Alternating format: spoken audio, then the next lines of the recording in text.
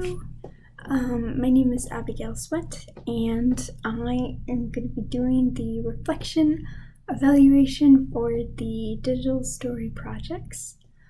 This is going to be my last video for this class, which I'm very sad about because I really liked this class, and yeah, it's bittersweet, but you know, it's gotta end at some point, I guess, right?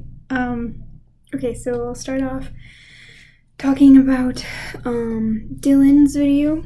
I was in group 5, so Dylan's video, to describe it was about a mac and cheese recipe, but it had a lot more layers to that. So he starts off like introducing the mac and cheese and basic instructions on how to make it.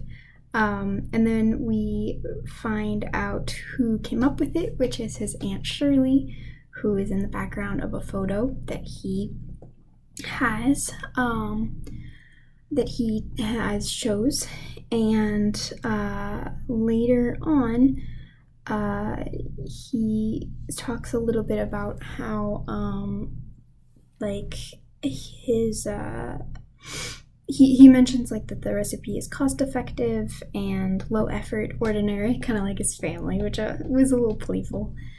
And then he then kind of talks about his family and brings up that he regrets being a little antisocial back when they would have their outings. And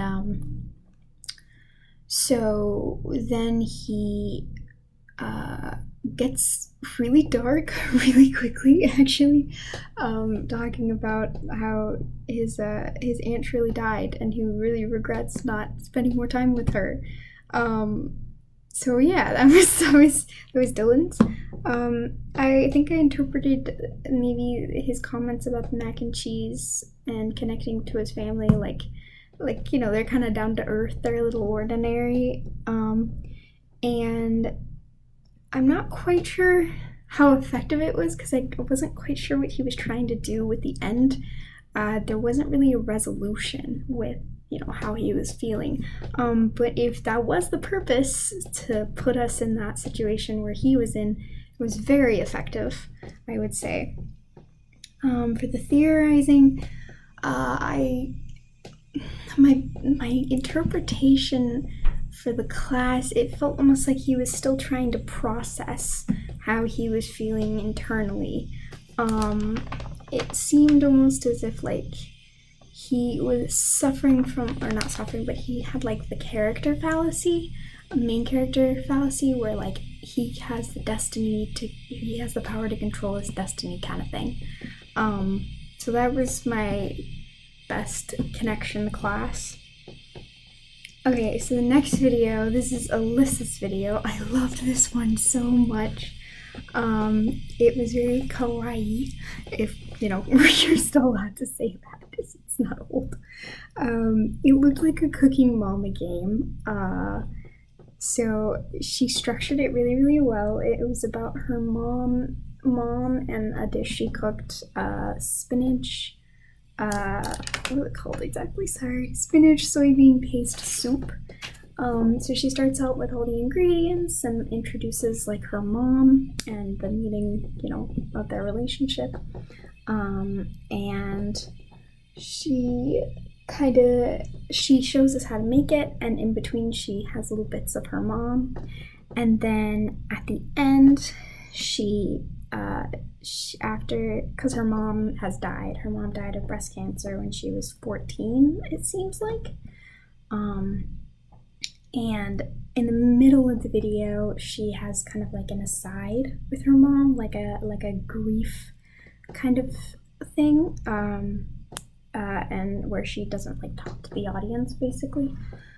And it felt really really intimate to hear that. So my interpretation was, it wasn't just a tribute, like she said, it was a memorial. She was updating her mom on her life. And honestly, it made me like want to cry because it was so sweet. Because at the beginning, her mom's like, "Alyssa, come eat," and at the end, she's like, "Mom, come eat," because she made the food for her mom. Because I'm sorry, it's so cute. But yeah, so I would say it was very effective. She was very structured. Everything was on point. I knew exactly what was happening. Yeah, I would give her definitely like a very high A, like almost 100 to be honest.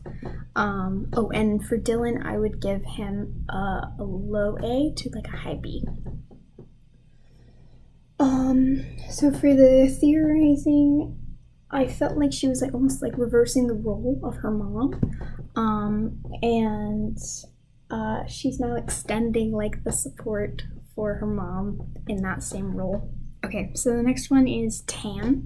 Tam's story was about her grandmother's coffee shop back at home. And she explained, the significance of the coffee shop, how they built it, and the values that she learned from her grandma. One quote that she said was like how her grandmother would say that you'd have to taste the bittersweetness of the coffee to appreciate the good things, the comfort. And so she really connected well. It was pretty effective. I was able to kind of follow her journey. And in terms of the theorizing, I would say if the audience like asked, well, why does she work at that shop? She's like the living proof, right? Like she gets the study abroad opportunity, and she's paying it forward with her work ethic. So, yeah, I found that one to be really good. I would say a low A for that one. I liked hers a lot. Okay, so the last one we have is Matthew's story. It's a recipe that his dad cooked him whenever he got back home from soccer or football practice, and he calls it the stew of dreams. So the story is very grounded, and I think it's about comfort and stability instead of the actual stew. And he walked us through the steps of making it pretty well, because that's probably how his dad taught him. So I thought that was a nice touch, even if it was intentional or not. And yeah, that was, I feel like his deserved definitely a high B to an A, because, it hit all the points. There was nothing about that I wasn't able to follow. So for my part, my story, because my story was about a little town in New Mexico called Red River. It's very popular. It's been there for a bit.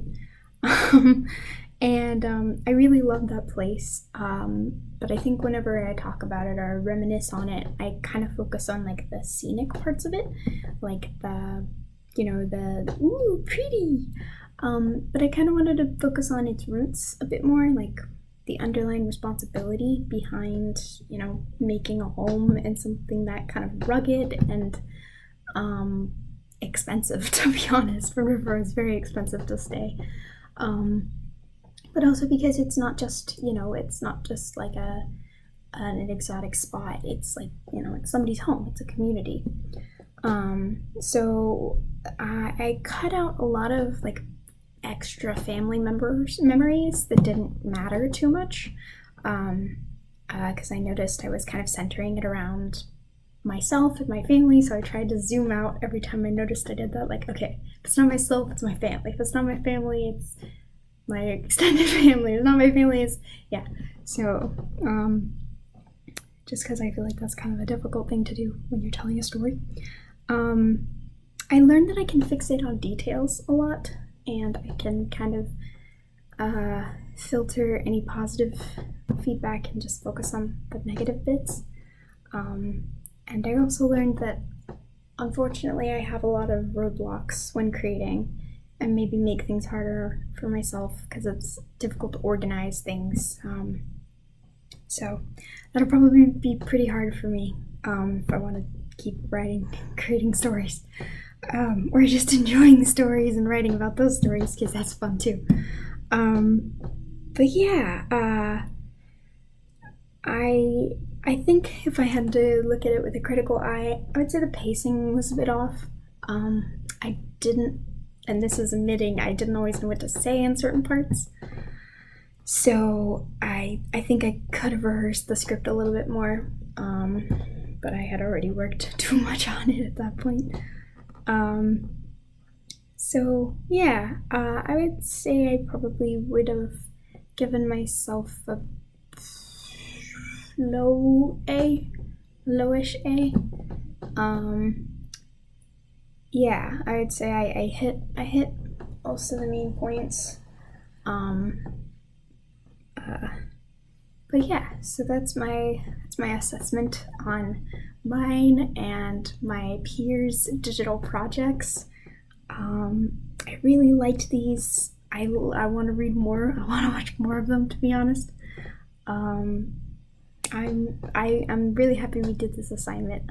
And I'm really sad because this is the last video to talk to somebody. But yeah, I really loved this class. I really appreciated this class. I won't call anybody out because that's probably weird. But thank you, whoever is watching this, breaking the fourth wall. But alright, well, thank you so much. Bye.